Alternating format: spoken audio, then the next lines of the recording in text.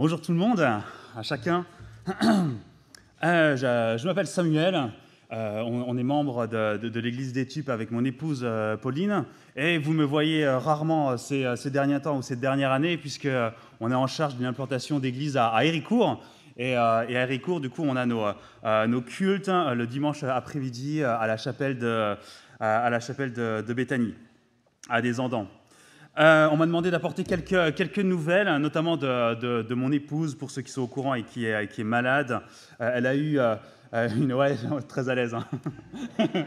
Euh, Elle a été hospitalisée en mai, et là, elle a un traitement qui va se dérouler sur plusieurs mois. Ça s'est bien passé, on attend des résultats. Il n'y a pas spécialement d'effets secondaires, elle a bien récupéré. J'arrête là. On m'a aussi demandé, et on a eu une réunion d'équipe vendredi avec les membres de l'implantation d'église. Vous aurez aussi quelques nouvelles lors de l'AG, mais je vais quand même vous partager quelques sujets, notamment de prière, notamment sur tout ce qui est notre contact avec les non-chrétiens. Alors, on voit le succès, les échecs, la patience, la frustration. Il y a des fils rouges qui sont en cours. Certains se terminent, d'autres piétinent, d'autres s'arrêtent, d'autres vont commencer. Et c'est un vrai sujet de pouvoir intercéder auprès de notre Dieu pour nous, afin que Dieu puisse faire fléchir les cœurs. C'est lui qui appelle, c'est lui qui donne la foi, et on espère vraiment qu'il puisse œuvrer au travers de nous en tant qu'instrument. On a de la joie parce que à l'église de Héricourt, on accueille pas mal de monde, et notamment d'enfants de non-chrétiens, et vous pouvez aussi prier pour nous dans cet apport de l'Évangile aux jeunes générations qui nous concernent en tant qu'Église et communauté. On avait idée à un moment donné de pouvoir réfléchir autour d'un projet d'achat de bâtiments. Bon, c'est clairement pas le moment compte tenu des circonstances actuelles, mais on avait quelques projets qui se sont avérés négatifs, et on a aussi besoin de vos prières pour avoir de la sagesse dans la manière dont on veut utiliser des locaux au bénéfice de l'Église, mais aussi et surtout au bénéfice des gens qui nous entourent et au bénéfice de la ville. Et enfin, dernier sujet, on est en train de parcourir avec les membres de l'Église les petits livres d'ecclésiologie, enfin sur l'Église de Nine Marks, et on est en train de se former et de réfléchir sur la manière dont Dieu veut nous utiliser pour construire son Église et pour pouvoir remplir les responsabilités qu'il nous demande. On a déjà parcouru un livre sur la conversion qui renvoie à notre confession de foi. On a parcouru également un livre sur la mission en tant que chrétien vis-à-vis des non-chrétiens et des autres nations. Et cet été, on va aborder la question de la membriété de l'église locale. Qu'est-ce que ça veut dire être membre d'une église locale? Qu'est-ce que ça nous incombe en tant que responsabilité et en tant que responsable? Le texte d'aujourd'hui, j'étais content que Jean-Jacques me l'envoie. Il parle de quelque chose de très actuel pour nous aujourd'hui. Et surtout dans les moments que l'on vit en ce moment, parce qu'enfin, on a des restrictions qui se lèvent. Et on est tous très contents, que ce soit le masque à l'extérieur ou de pouvoir faire la fête tard le soir à partir de ce soir. Et on a une certaine réjouissance à pouvoir récupérer nos libertés.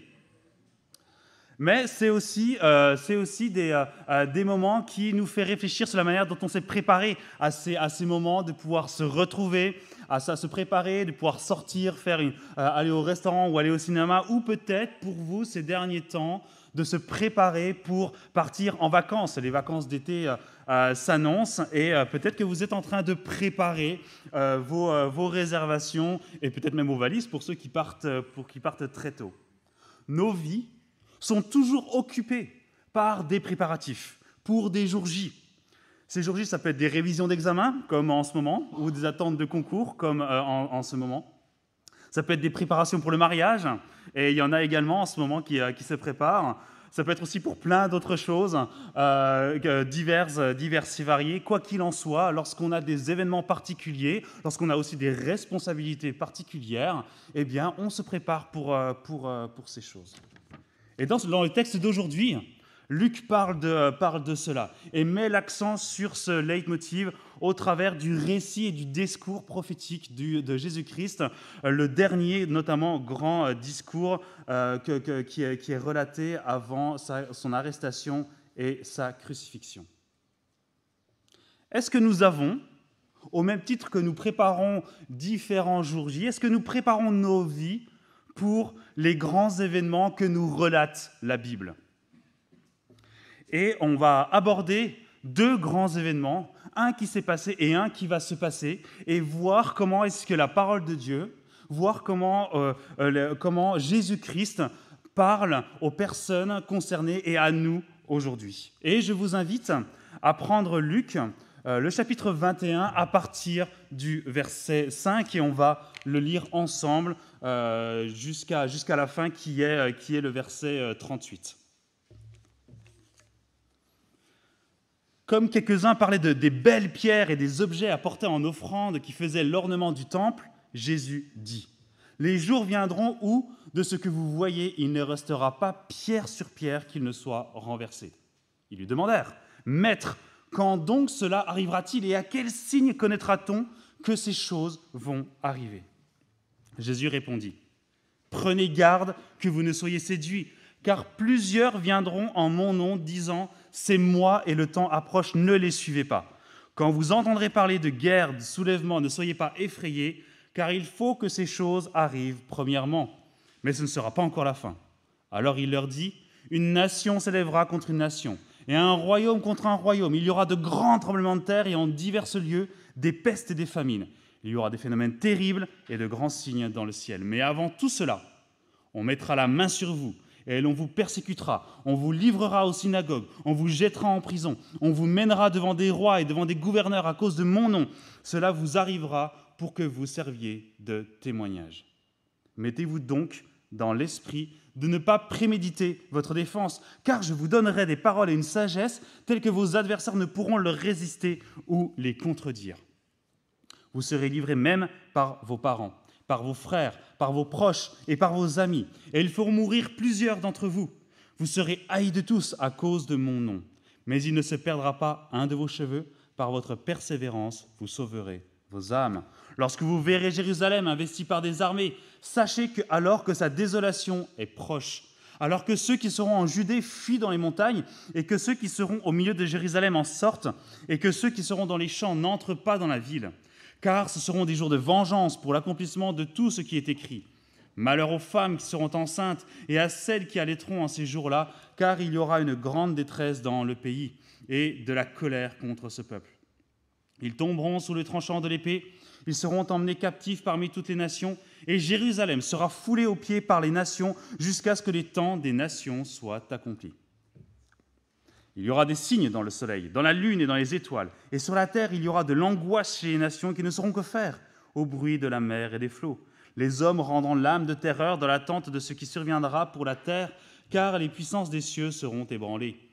Alors on verra le Fils de l'homme venant sur une nuée avec puissance et une grande gloire. Quand ces choses commenceront à arriver, redressez-vous et levez vos têtes parce que votre délivrance approche. Et il leur dit une comparaison.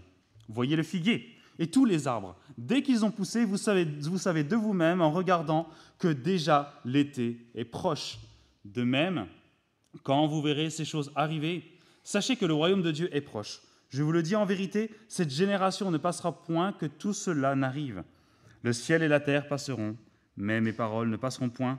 Prenez garde à vous-même, de crainte que vos cœurs ne s'apesantissent par les excès du manger et du boire et par les soucis de la vie, et que ce jour ne vienne improviste. Car il viendra comme un filet sur tous ceux qui habitent sur la surface de toute la terre. Veillez donc et priez en tout temps, afin que vous ayez la force d'échapper à toutes ces choses qui arriveront et de paraître debout devant le Fils de l'homme. Pendant le jour, Jésus enseignait dans le temple, et il allait passer la nuit à la montagne appelée montagne des Oliviers. Et tout le peuple, dès le matin, se rendait vers lui dans le temple pour l'écouter.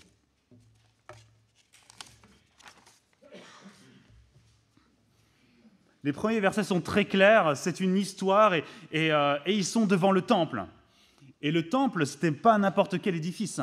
Il y avait eu d'abord ce premier temple construit par les Israélites sous Salomon, et ce temple avait été détruit. Les Israélites étaient partis en exil et ensuite ils étaient retournés et ils avaient eu l'autorisation de reconstruire ce temple. Mais sous Hérode, il y a eu des extensions qui ont été faites et le temple avait été beaucoup plus grand que le premier. Il avait été réputé comme étant très beau, majestueux, etc. Et donc ce temple faisait l'extase et plutôt la fierté du peuple. Et ils interrogent Jésus-Christ par rapport à cela. Et Jésus-Christ prophétise la destruction de ce temple. C'était un sujet qu'il avait déjà abordé à plusieurs reprises, et vous qui suivez Luc depuis le début, ça a été mentionné au moins 4 fois jusqu'au chapitre 21, et par conséquent, les disciples et ceux qui écoutaient Jésus-Christ avaient l'habitude d'entendre ce discours. Mais ce qui est intéressant par rapport à nous, c'est que l'évangile de Luc a été daté d'une manière majoritaire après l'an 70. Et pourquoi l'an 70 est important ? Parce qu'en fait, l'an 70, c'est le moment où ce temple dont Jésus-Christ parle a été détruit. Et donc vous voyez bien que suivant les points de vue, on va pouvoir tirer de ce texte des choses différentes pour nous aujourd'hui. Et pour nous, c'est déjà un indice sur l'intention de Luc, puisque les lecteurs de Luc savaient déjà tout ce qui s'était passé jusqu'à la destruction du temple de Jérusalem. Eh bien, on peut voir dégager quelques principes que Luc voulait donner aux premiers lecteurs. Et la première, sans aucun doute, était de montrer combien Dieu était souverain et avait un contrôle absolu sur tous les événements qui se déroulaient sur cette terre, même les pires. Même ceux que l'on considère injustes. Et on peut voir dans les différents éléments que Jésus relate qu'il y avait des guerres, des maladies, des dérèglements de la nature, et bien sûr, pour les chrétiens concernés, la persécution, des mises à mort et la vie de martyrs. Mais ce qui est intéressant, c'est que Jésus-Christ, il ne leur dit pas « Oh, mes pauvres petits choux, comme vous allez souffrir ». Non, les premiers mots, c'est il dit « Prenez garde ». Il me donne des avertissements aux gens qui sont autour de lui. Et ça aussi, ça doit nous faire réfléchir sur la manière dont on doit aborder ce texte.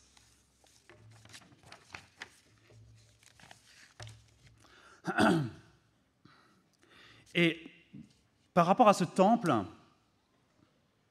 nous aussi, nous observons des choses de Dieu sous un regard admiratif et contemplatif. Et Jésus ne reproche rien quant au fait qu'il regarde le temple avec admiration. Mais plutôt que de se concentrer sur ce qu'ils étaient en train de voir et de contempler, il essaye d'amener leur regard vers l'avenir. Ce temple, cet édifice, n'est qu'éphémère. Comme tout ce que nous construisons sur terre, dans nos vies, dans nos églises, dans nos vies de disciples. Toutes ces choses qui sont à la gloire de Dieu sur cette terre, lorsque Jésus-Christ reviendra, ce sera terminé.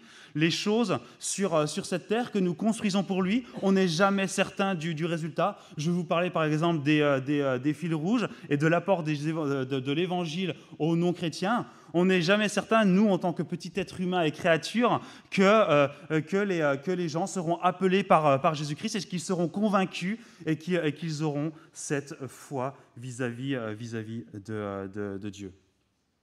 Tout cela peut disparaître en un instant.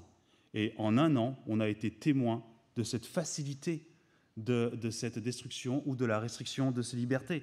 En un instant, par un virus invisible à l'œil nu, on a arrêté les cultes, on a fermé les bâtiments et on a réduit d'une manière extrêmement significative nos relations fraternelles et notre communion fraternelle.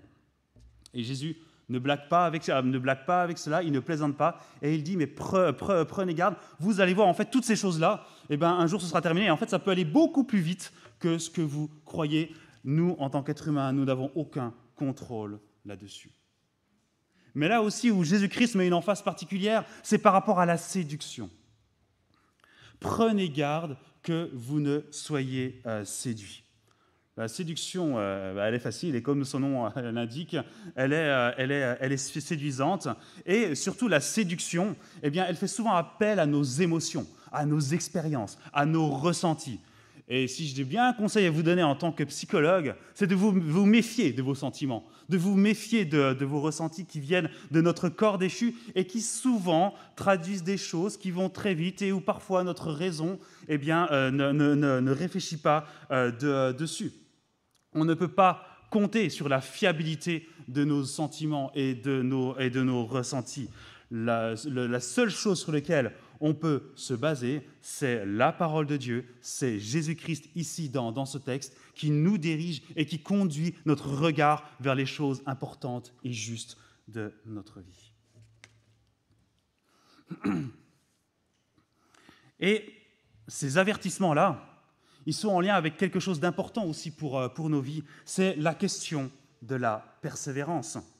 Le monde peut s'écrouler autour de nous, comme ce que les lecteurs de Luc ont pu subir, parce que sans doute que, lorsque les premiers lecteurs ont pu lire cet évangile, ils avaient sans doute déjà vécu tout ou partie des événements que Jésus-Christ avait relatés. Mais il nous dit de grandir en persévérance et de s'attacher sur les choses importantes. Et surtout, dans ce texte-là, il n'y a aucune excuse qui pourrait justifier à ce que nous ne persévérions pas dans notre vie de disciple. Il avertit les gens et il nous dit, mais en fait, attachez-vous aux choses importantes, attachez-vous à ma parole, attachez-vous au fait que Dieu est souverain et que malgré les aléas du monde, tout est en son contrôle.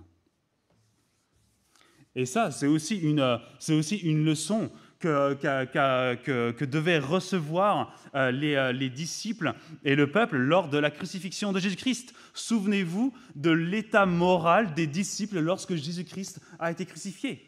Ça ne devait pas se passer comme ça pour eux. Ils attendaient un Messie triomphant et glorieux. Et à la place, ils ont eu un Messie crucifié, un leader serviteur. Et c'est seulement après où ensuite ils rebattent l'histoire et ils disent « Ah, c'est pour ça qu'il disait ça. Ah, c'est pour ça qu'il nous avait parlé de ceci ou de cela. » On comprend maintenant la véritable signification du Messie et des paroles qu'il avait pu dire, et notamment cette prophétie.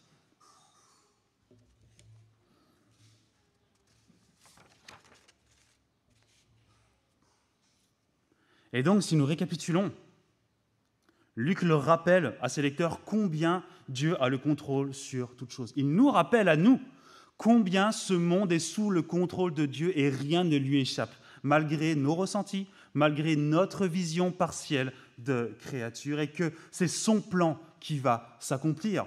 On est d'accord, notre cerveau, lorsqu'il met en comparaison un Dieu bienveillant et d'amour et de ce qui se passe aujourd'hui, ces décrets que l'on ne comprend pas, on bug, on ne comprend pas. Mais il faut admettre et s'humilier sur le fait que nous ne sommes pas Dieu et que Dieu a des plans qui sont bien supérieurs à notre raison et à notre compréhension.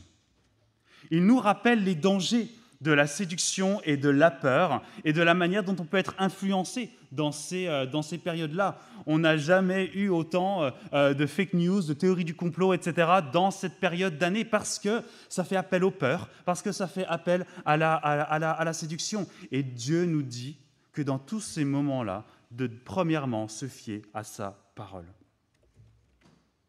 Et enfin, il leur démontre combien leur persévérance et l'action de Dieu dans leur vie leur ont permis de surmonter ces épreuves terribles qu'ils ont vécues. Et je suppose que leurs épreuves, on ne peut pas les imaginer, nous, chrétiens français, tranquillement installés sur nos sièges. Et ce n'est pas un reproche par rapport à nous, c'est juste qu'ils ont vécu des choses complètement incroyables et qu'on ne peut pas imaginer ou guère imaginer dans nos vies, et pour ceux qui ont toujours été en France comme moi.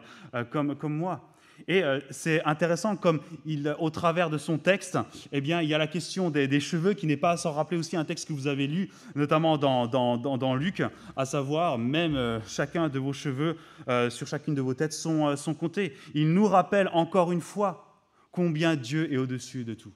Et combien, en fait, Dieu, on ne peut pas le comprendre, mais combien Dieu est rassurant parce que on ne le comprend pas, et heureusement, mais il a le contrôle sur toute chose. Et c'est là où nos préparatifs dans notre vie sur Terre doivent nous conduire vers l'éternité. Parce que c'est seulement cette direction-là qui nous permet de nous demander sur quelle fondation je veux me baser pour pouvoir construire cette vie qui pointe vers l'éternité. Et Dieu nous dit, il n'y a pas 36 solutions, c'est Jésus-Christ, la Bible, bref, la parole de Dieu.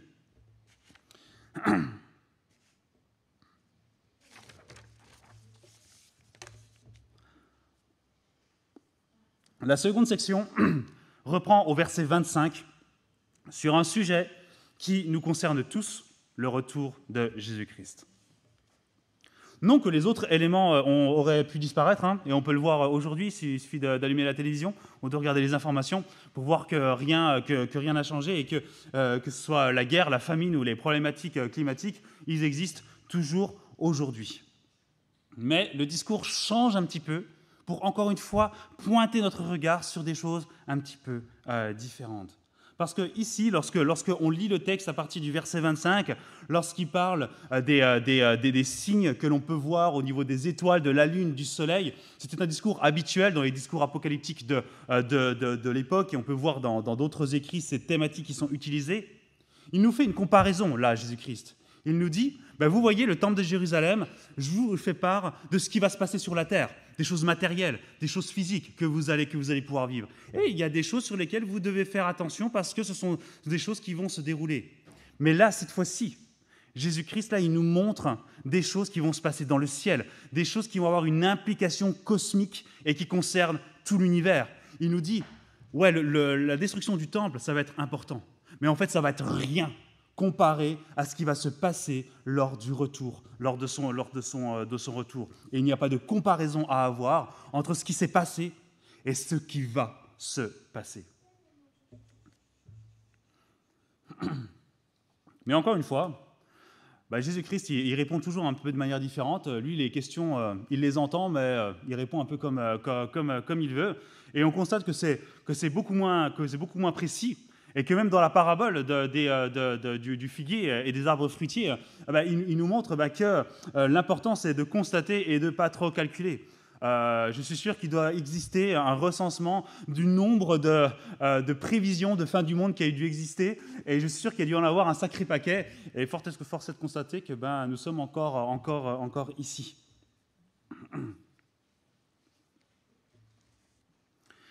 On peut se demander aussi, pourquoi est-ce que là, il nous parle de signes si explicites?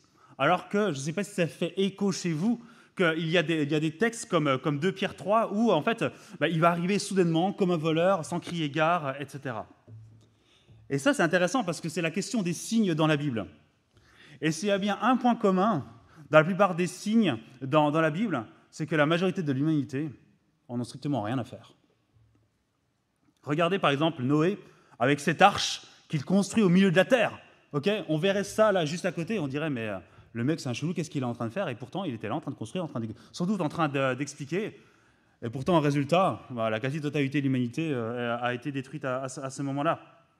Dans Luc 11, où il parle de l'incrédulité par rapport au signe de Jonas, c'est un texte que vous avez lu aussi, et encore un texte beaucoup plus proche au chapitre 16, où il dit « S'ils n'écoutent pas Moïse et les prophètes, ils ne se laisseront pas persuader, même si quelqu'un des morts ressuscitait. » Et ça me fait penser à des passages, au dernier passage que l'on a pu étudier à l'église de Héricourt, et c'était Marc 5. Marc 5, c'est un peu l'apothéose des miracles où on voit Jésus-Christ manifester une puissance particulière, que ce soit dans la guérison, dans la maîtrise des éléments, ou encore dans la résurrection, fin du chapitre 5, résurrection de la fille de Jaïrus.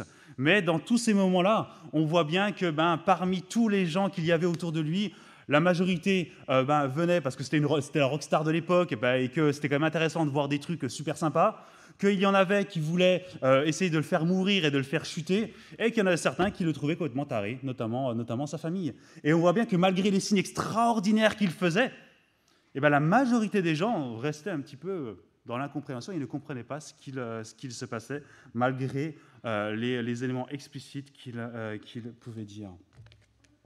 Pour pouvoir voir des signes, il faut avoir des yeux. Et malgré les yeux, encore plus que cela, il faut aussi que Dieu nous éclaire et ouvre nos yeux pour pouvoir percevoir ces éléments-là. Et les lecteurs de Luc ont sans doute compris cela, mais ici, il n'y a effectivement aucune comparaison possible avec la prophétie historique de la chute de Jérusalem. Ils ont vécu des choses terribles, et le retour du Fils de l'homme sera encore plus extraordinaire. Mais justement, parce que l'on ne doit pas calculer les choses, Jésus-Christ, de nouveau, nous dit de prendre garde. Prenez garde à vous-même, verset 34. Et il va se concentrer encore une fois sur notre attitude dans le présent. Et ici, Jésus va encore un petit peu modifier son discours et va nous mettre en garde sur certaines choses, sur les excès du manger et du boire et sur les soucis de la vie. Mais il est important aussi de considérer cela, c'est que Dieu nous donne le bénéfice, au travers de sa grâce commune, de pouvoir profiter de sa création. C'est quelque chose qui reste depuis le Jardin d'Éden, dans le mandat que Dieu a confié à l'humanité. On est encore au bénéfice de cette création, et même si cette création est corrompue par le péché, eh bien Dieu nous donne l'occasion, mais même de nombreuses occasions, de pouvoir se réjouir de cette création et de ce qu'il nous donne. Ici, il fait mention de ce que nous ingérons. Et il nous dit à plusieurs reprises de nous réjouir de cela. Et je ne sais pas si vous vous souvenez, mais le premier miracle de Jean, c'est pendant un mariage, et c'est pour faire la fête. Et on voit bien que Dieu et que Jésus n'est pas contre cela, et qu'il ne se dresse pas contre cela. Cependant, il nous demande de faire attention aux excès liés à cela. L'excès des choses mène toujours à la dépendance. L'excès des choses mène toujours à l'idolâtrie. Est-ce que nous avons des idoles dans nos vies ? Bien évidemment. Dans ce que nous consommons, dans la manière dont nous vivons, dans la manière dont on utilise notre temps, notre argent et notre énergie, on sera tous redevables de cela devant Christ un jour. Ce jour précis dont il est fait mention dans ce passage. Et il faut se poser la question. Et là, Jésus-Christ nous dit, mais réfléchis un petit peu là. Le retour de Christ, il va arriver, ça va être extraordinaire. Est-ce que tu es prêt pour ce jour-là ? Mais parmi ces éléments qui constituent notre vie, est-ce qu'il y a une nourriture ou une boisson en particulier ? Mais pas seulement, est-ce que ça peut être aussi un loisir, un sport, un passe-temps ? Et intéressante cette expression, passe-temps. Comme si en fait notre vie n'avait pas vraiment d'importance, et que fallait bien occuper les espaces vides pour pouvoir passer notre temps sur cette terre jusqu'à ce qu'il revienne. Jésus ne nous dit pas que ces choses sont mauvaises, il dit qu'elles sont extrêmement mauvaises lorsqu'elles sont excessives. Et nous savons, et parfois, il faut être vigilant et à l'écoute lorsque les choses peuvent devenir des excès pour nous. Et je vous assure, généralement, on est très mauvais pour jauger si pour nous-mêmes c'est excessif ou pas. Par contre, nous avons des gens autour de nous, et même si ça ne fait pas très plaisir à entendre, ça peut être de notre responsabilité de voir nos frères et sœurs. Enfin, en réalité, 1 Thessaloniciens 5, c'est notre responsabilité de veiller à la sainteté et à la sanctification des gens, parce que c'est leur faire preuve et manifester l'amour que l'on a pour eux. Et dans un article de la Gospel Coalition, je ne sais plus lequel, un des pasteurs disait que 95% de la discipline d'église passait par son épouse. Et je trouve ça très pertinent, non pas que l'épouse soit la seule qui puisse voir nos problématiques, mais notre entourage est une source, effectivement, de discipline qui peut nous faire voir notre péché, pouvoir nous en repentir et nous en détourner.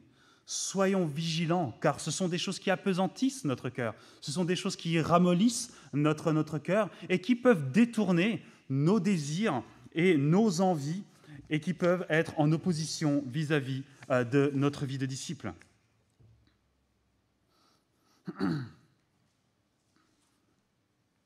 Il y a tellement de témoignages de personnages qui sont devenus esclaves de leur hobby, de leur passe-temps, de leur travail, de leur carrière, de certains rapports, que ce soit à des produits ou à de l'argent, etc. Et c'est là où Jésus-Christ nous met en garde. Pourquoi est-ce qu'il nous met en garde? Parce que ce n'est pas facile de le voir. Et parce qu'il y a des choses qui ont aussi été créées pour notre bien. Dieu nous demande de travailler et d'être responsable dans la manière de subvenir aux besoins de notre famille ou de nous-mêmes. Sauf que ce travail, il peut se transformer en orgueil par rapport à notre carrière, par rapport à la reconnaissance des autres, par rapport au pouvoir, etc. Ça peut être quantité d'autres choses, que ce soit nos enfants. Nos enfants, ce sont des choses qui sont légitimes, mais combien ensuite il y a de parents qui nourrissent tellement de choses au travers de leur enfant et qui vont essayer de nourrir aussi leur orgueil, leur manque d'amour, leur reconnaissance au travers de leurs études, de leur carrière, de leur mariage, etc. Est-ce que ça peut être aussi nos relations sociales, où ce sont de bonnes choses, on en a besoin, c'est indispensable pour nous, et on a vu au travers de cette dernière année combien ça a été difficile d'être privé de communion fraternelle ou de pouvoir voir des gens en réel. Sauf que ces relations sociales peuvent aussi nous jouer des tours dans la manière dont on peut craindre le regard des autres, dans la manière dont on peut chercher la reconnaissance des autres. Ça peut aussi se transformer dans certains éléments culturels ou traditionnels, dans la recherche d'un conjoint, parce qu'être célibataire, franchement, ça craint, ou alors dans la sexualité, parce que la sexualité, c'est vraiment trop important pour moi, et c'est vraiment indispensable, je ne peux pas m'en passer, etc. Dieu, Jésus-Christ, nous met en garde sur la manière dont on dépense notre vie. Il en existe d'innombrables, mais Jésus-Christ, là, nous dit « faites attention à votre cœur ». Et il n'y a aucune exception, ni dans cette salle, ni dans le monde. Il nous dit de prendre garde à nous-mêmes, parce que c'est de notre responsabilité individuelle. Il n'y aura personne à côté de nous devant Jésus-Christ. Personne. On sera tout seul. Et on devra rendre des comptes sur la manière dont on va justifier les éléments de notre vie. On ne pourra reprocher notre attitude ni sur le contexte, ni sur l'influence des autres, ni sur rien d'autres choses qui sont extérieures à nous.